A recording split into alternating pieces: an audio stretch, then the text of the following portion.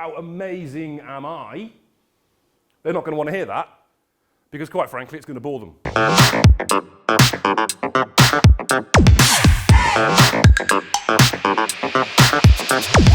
If I could give you one tip, one secret to help you get more business through BNI, would that be useful? Yeah. Okay. Yes. You sure, all of you, everybody now, because I didn't hear everyone. Yes. Yeah? Okay, good.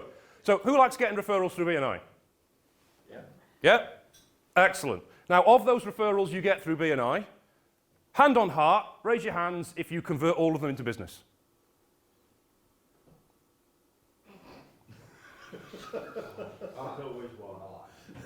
You don't, Steve. Other than Phil, who's lying. And I'm not talking about those referrals that aren't proper referrals. You know the kind of referrals you get that aren't warmed-up introductions. The kind of referrals where the person's not expecting your call because it's not a real referral. I'm talking about the genuine referrals now. The real referrals where you've been recommended to someone, they've been recommended to you, they are expecting your call, and they do have a need for what you do. Hand on heart, who converts every single one of those? So, see, I can believe that. I can believe that. Oh, so you believe Zoe? I believe Zoe. I do believe Zoe. Yeah, I believe Zoe.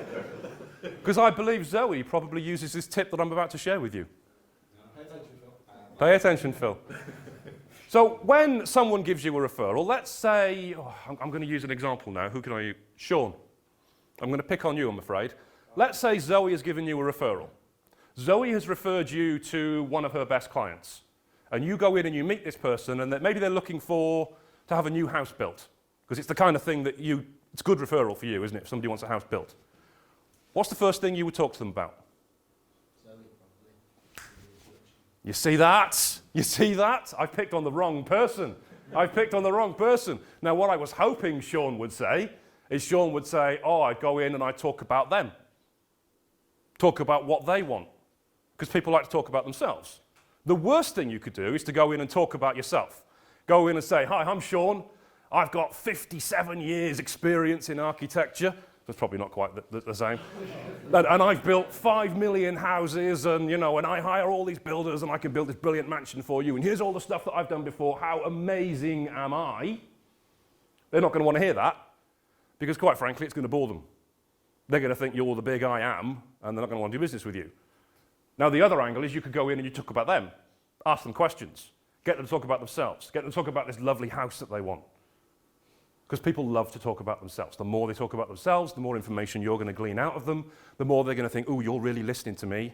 I love it. I want to work with this person. But as Sean correctly did, ruining part of my education slots, I'm going to have to plant people next time. The best thing you can do is talk about the person who's referred you. Because when you're referred to somebody, you don't know them. And they don't know you. But the one thing you've got in common is you both know Zoe. And they know Zoe well enough to have taken a referral recommendation from Zoe to talk to you, which means they trust Zoe, they like Zoe, they think she's great. So what you should do is talk about Zoe. Big up Zoe. Make Zoe the pivotal part of your initial conversation. Because if you go in and say how fantastic Zoe is, they'll feel good about taking a recommendation from her.